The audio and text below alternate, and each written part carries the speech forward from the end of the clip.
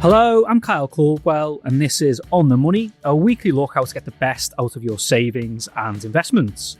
Today, we're going to be covering investment trust discounts, examining whether they are a structural issue or opportunity for investors. Joining me to discuss this topic is Charlotte Cuthbertson, co-manager of Migo Opportunities Trust, which specialises in hunting for investment trust bargains. Now, we're recording this episode shortly after 7 investment trusts were targeted by a US activist investor called Saba Capital. So Saba Capital requisitioned general meetings that called for the removal of each board and was also aiming to install 2 new directors of its choosing.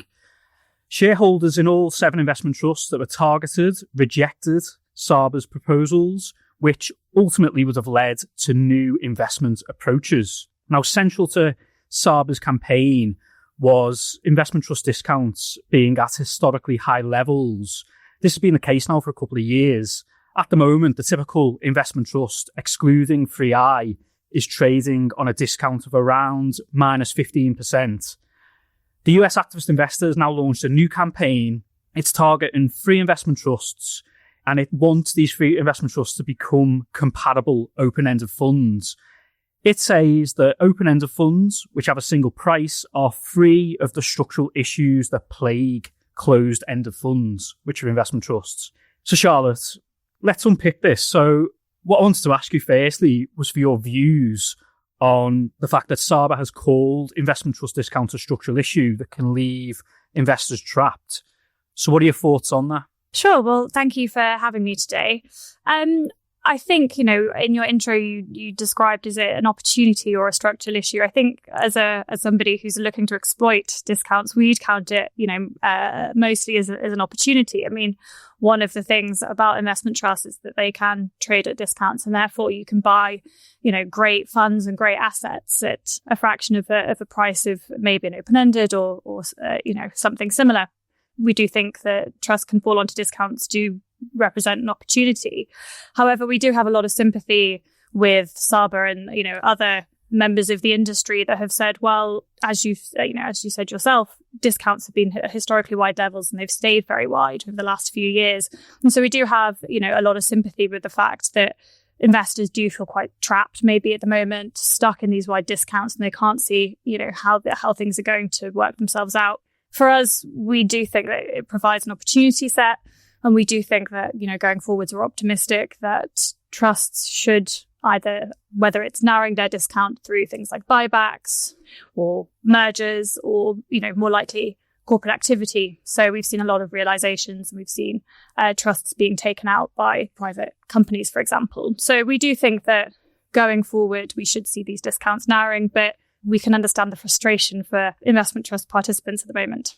And of course, there's not one single reason as to why over the past couple of years investment trusts have been on stubbornly wide discounts. Could you summarise, in your view, what the main reasons have been?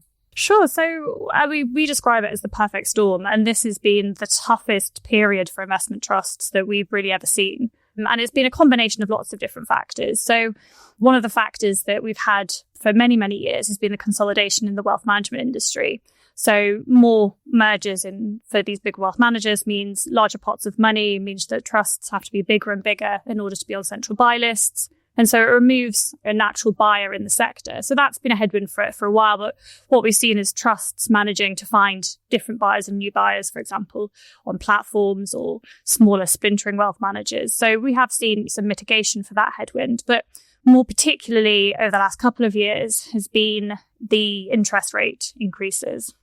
Lots and lots of investment trusts were launched over the last 10, 15 years in order to provide income to income-starved investors.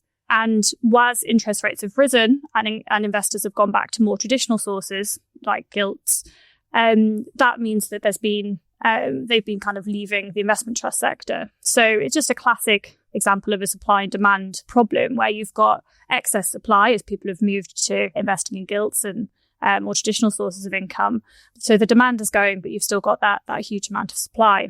So that's weighed heavily, particularly on those alternative asset trusts, where we think there's quite an interesting opportunity set there.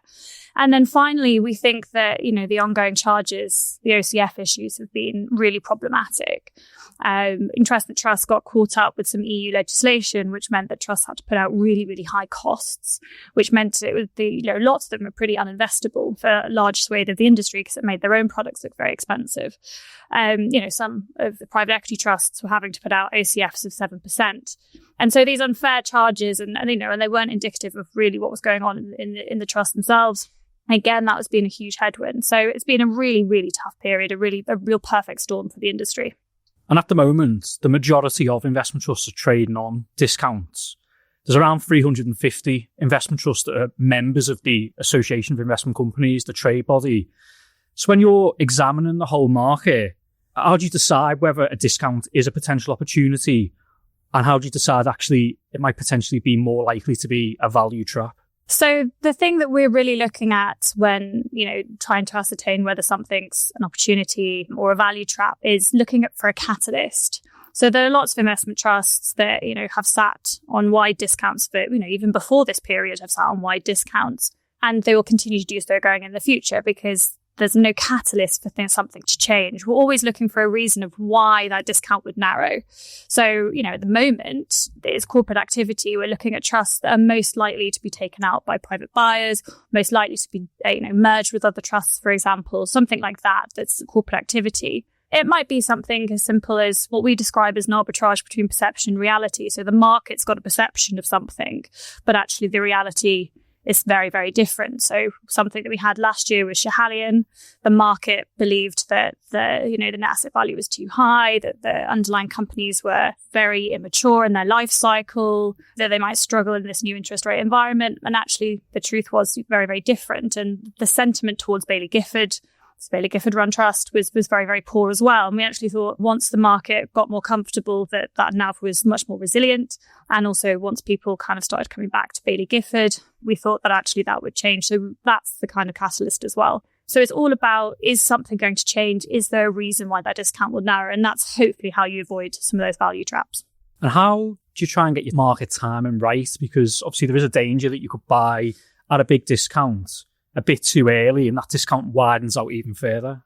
Yeah, that's very difficult. And I think what we've seen over the last sort of 18 months has been some of the, more the macro catalysts that we've seen. So we thought actually some interest rate cuts would be helpful for the industry, ongoing charges being resolved, that would be very helpful for the industry. Those things have taken longer to come through than we necessarily anticipated. So, we certainly don't get it right.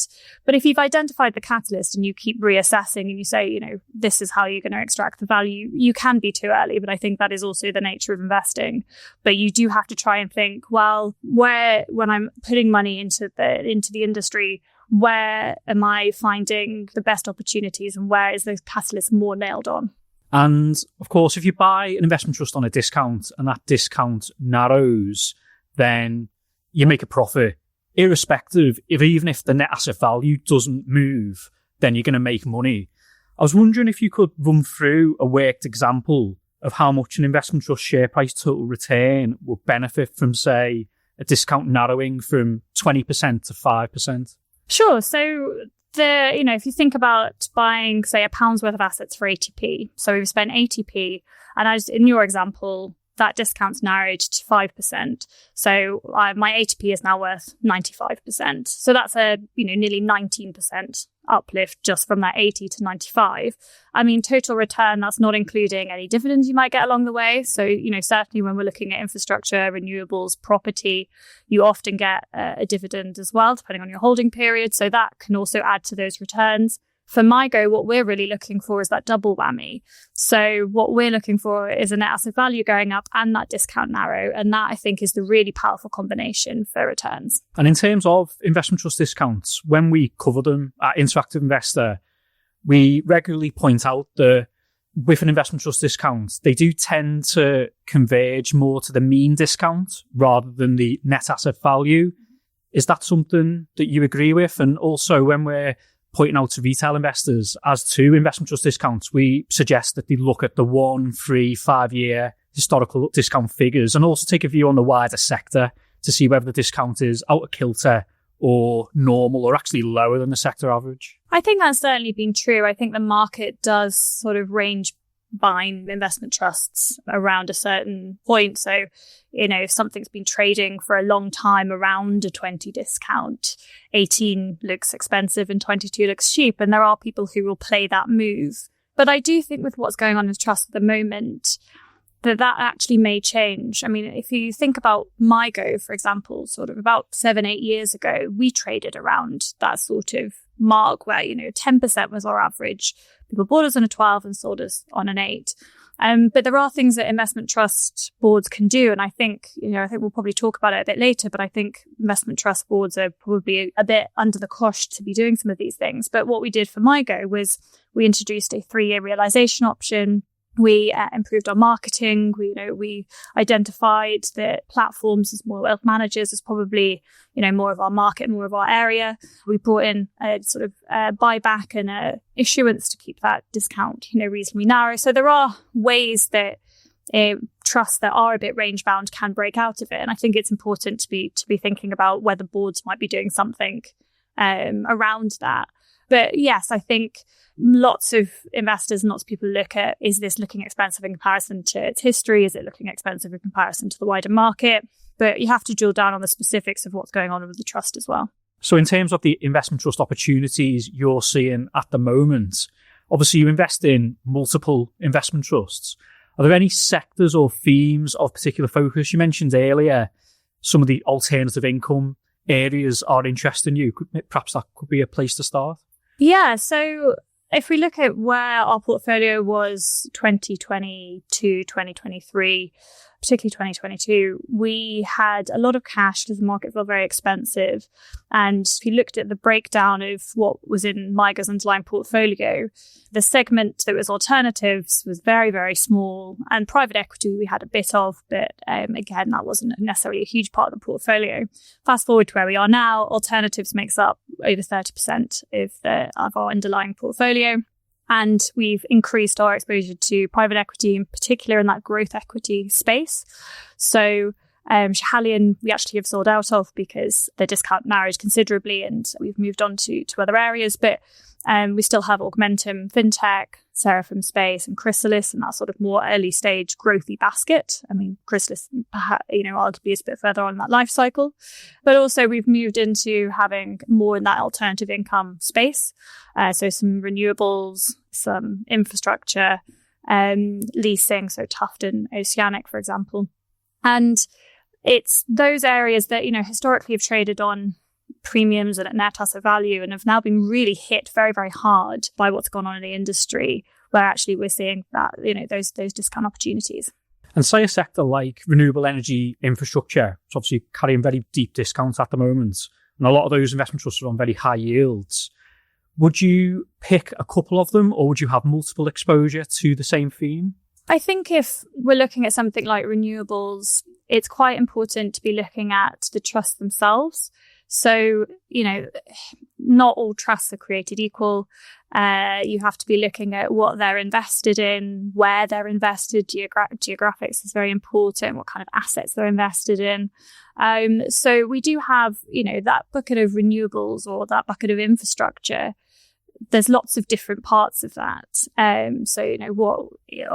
If you look at something solar versus wind versus, there's lots of sort of those different assets. So we do have several in that bucket, but they're not all necessarily, we wouldn't necessarily assume that all of them would move in the same way and necessarily all have the same catalysts. But I think, going back to a question on where we saw the opportunities, I think property is also very, very interesting at the moment. So unlike renewables, where we've seen some disappointing pricing, actually property, the pricing has held up very, very well. And the transactions in that particular space, in property in that space, have been much closer to the underlying net asset values than we've seen necessarily in some of the sales in renewables. That's a sector we've seen some M&A activity in, which I'm assuming is more likely to pick up than not pick up. Yeah, I think, do we think if we're looking sort of 2 years down the line, we're going to have the same amount of investment trusts in the sector as we do now? I think it's highly unlikely. We've seen lots of headlines about, is this the end of the trust sector? And, is it in a death spiral? We don't think it's the case at all. What we think is there was overissuance due to certain macro factors. And we're in a period of cleanup, and it's very healthy. And it's a very normal part of any investment cycle. And it can be very profitable. There are lots of opportunities. There's lots of value out there. And it's identifying the best value opportunities and where a discount is warranted or unwarranted. So we think there'll be continuing M&A. We think there'll be continuing takeouts. We think there'll be continued realizations, because trusts have to do something. It's been 2 to 3 years now where trusts have been on very wide discounts, and shareholders are no longer prepared to just hope for better days. Feet are being held to the fire with both managers and boards about, well, if you're trading on a 30 discount, what are you doing to close this discount? How are you looking after your shareholders? And reality is probably either wind-ups, asset sales and buybacks, mergers, but some kind of corporate activity, we think, is probably where these trusts need to go. You just touched on how you think the investment trust industry will change. It'll consolidate even more over the next couple of years. Seen some investment trusts introduce tender-linked performance offers. I'll probably not explain that very well in that phrase, but essentially, if they don't deliver a certain level of performance or outperform over a certain time period, then they're going to give investors the opportunity to get out at close to net asset value. Do you think we might see more of this trend as well? I think so, yes. I think there's so many levers that boards can pull in order to be giving shareholders the best value for money. And, one of whether you agree or not, and there was lots of numbers and arguments flying around the SABA proposals, but should a trust that's underperformed over the space of 3-5 years, I think you need to give trusts decent time to turn things around. I think you need to give managers the opportunity to work through cycles within their own investments. But chronically underperforming trusts, should there be a catalyst that the board puts in? Absolutely. You can debate the hows, whether it's, performance-related tenders or just general realizations. Should you wait for a trust to underperform necessarily before you give the opportunity for shareholders to get their money back? I think I would argue that a 3-yearly realization would actually help keep discounts narrower anyway, regardless of performance. And another lever that boards can pull is share buybacks. Now, of course, they're no panacea. It doesn't ultimately lead to the discount narrowing. I think, as you've mentioned, there needs to be a catalyst, and there needs to be more buyers than sellers for that discount to reduce. We have seen an uptick in share buybacks over the past couple of years. Do you expect that to continue? I think the thing with share buybacks is that sometimes the arguments around them become a bit confused and conflated. So I think there's 2 things around share buybacks. First of all, as you said, they're not this silver bullet that's going to, if your trust is trading on a 30 discount, they're not a silver bullet to be able to just suddenly narrow your discount.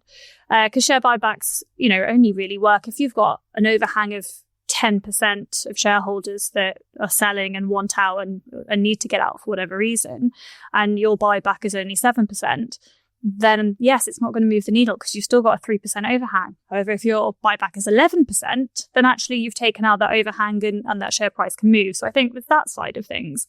The other side of things is looking at the maths of doing a buyback versus reinvestment. Because if you look at, and as a fund manager, we're all really excited, or mostly we're all really excited about doing investments in our area of the market that we find interesting, where we can see opportunities. And I speak to lots of managers who, want to be doing that investment, and they may be seeing really great opportunities. But if you break it down to the maths, there is no better investment than they can be doing than buying back their current portfolio, which you would assume they really like, on a very big discount. That's the maths. That's it, because you get that NAV uptick as well from doing a buyback. So there's some confusion necessarily about the fact, but the buyback didn't stop us trading at 30, and this expectation that a buyback will change you from trading at 30% discount to 5% discount. that's not necessarily what the buyback is there to do. And so I think that, especially in alternative asset trusts, and I can see why managers don't want to do it, and I can see why boards don't want to do it. There's a lot of nervousness about shrinking a trust. But the reality is, the longer you leave your trust trading on a big discount, the longer that people want to get out and can't, the more likely it is that your trust will either get taken over or shareholders will vote to wind it up. Selling off assets and buying shares back, I think, actually gives you more of an opportunity to fight for another day. It feels like you're going backwards, but actually gives you the opportunity to go backwards, to go forwards. And as you mentioned earlier, one of the trends as to why investment trusts have been out of favour over the past couple of years is the fact there's been consolidation in the wealth management industry. And what this means is that they increasingly only look to invest in an investment trust of a certain size. I've heard certain people say it's around 250, 300 million. They won't look at investment trusts below them. Do you have a size limit when you're looking at the market? Is this something you factor in? No, we are very happy to invest in very small trusts. We have the liquidity capabilities to be able to invest it down the smallest area of the market. So we would say that, we tend to be looking at stuff that's 500 million below. We do have, quite a few that are above that size, but where the discounts, they tend to be bigger as you go further down the market cap spectrum, as you say, because there's fewer wealth managers that can invest in them. So for us, that size just isn't as important. But for trusts that are much smaller, the focus on finding investors needs to widen out from those traditional sources, because these big wealth managers just can't use a trust that's 250. I mean, I would say that actually the size is probably bigger, that they're unlikely to be looking at the moment, because it's not just about the size of the trust, it's also about the liquidity. And if liquidity is poor, even if a trust 600, 700 million in size, then actually I think these bigger wealth managers would be very nervous about using trusts that size as well. And finally, I was going to ask for your views on the future of the investment trust industry. You've pretty much already covered this in that you think that there will be more consolidation, there'll be less trusts in a couple of years compared to what there are today. In terms of boards and investment trust managers in general, do you think there will be a more concerted effort to try and get across their strategies and communications to the end investor, particularly younger investors? I mean, with Interact Investor, a lot of our young customers, they mainly will buy index funds or ETFs. And I think the message does need to be made loud and clear about how investment trusts are a benefit for investors of all ages. Yeah, I think it's really important that investment trusts look at and target younger investors, because they are, maybe bracketing myself into it as well. We are, the future of this industry. And in order for trust to be a vibrant section of the UK market, we need people that like them of all ages. So I think it is important, but I can see, because of, where the market's been over the last 5-10 years, people really only wanting ETF index funds, because if they just buy a US index fund, it goes up and they don't have to worry about it and all the rest of it. But I do think that for investing in asset classes that you just can't access in any other structure, there is nothing but an investment trust. I know we have these, long-term vehicles, but investment trusts, and I appreciate I'm probably speaking my own book here, but investment trusts are the vehicle to access lots and lots of asset classes that you just can't in open-endeds, for example. So I think it is very important, but I think boards need to be doing more. But I think with what's gone on in terms of activism over the last sort of year or so, I think that's coming through more and more. But we continue to have conversations with boards about what's the right thing for shareholders and what's the right thing for the end investor. With where we are in the cycle, over the next 2 years, there'll be consolidation, there'll be trust taken off the market. That's normal, that's healthy. Where do I see them in 5 years? That's actually a really interesting thing to look into the future, because there will be IPOs coming. It doesn't feel like it now. It doesn't feel like it in this part of the cycle.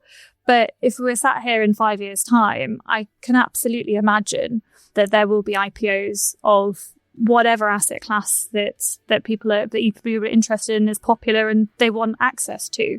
we have to go through this stage. It should and hopefully will be profitable. And I think investment trusts will be seen as attractive investments once people start making some money out of them again. And that will come as this cleanup happens. But, 5 years' time, that's a very different story. And I'm hopeful that it will be a vibrant sector. And thanks to Charlotte, and thank you for listening to this episode of On the Money. If you enjoyed it, please follow the show in your podcast app and do tell a friend about it. And if you get a chance, leave us a review or a rating in your podcast app too. You can join the conversation, ask questions and tell us what you'd like us to talk about via email on otm@ii.co.uk. And in the meantime, you can find more information and practical pointers on how to get the most out of your investments on the Interactive Investor website, ii.co.uk. And I'll see you next week.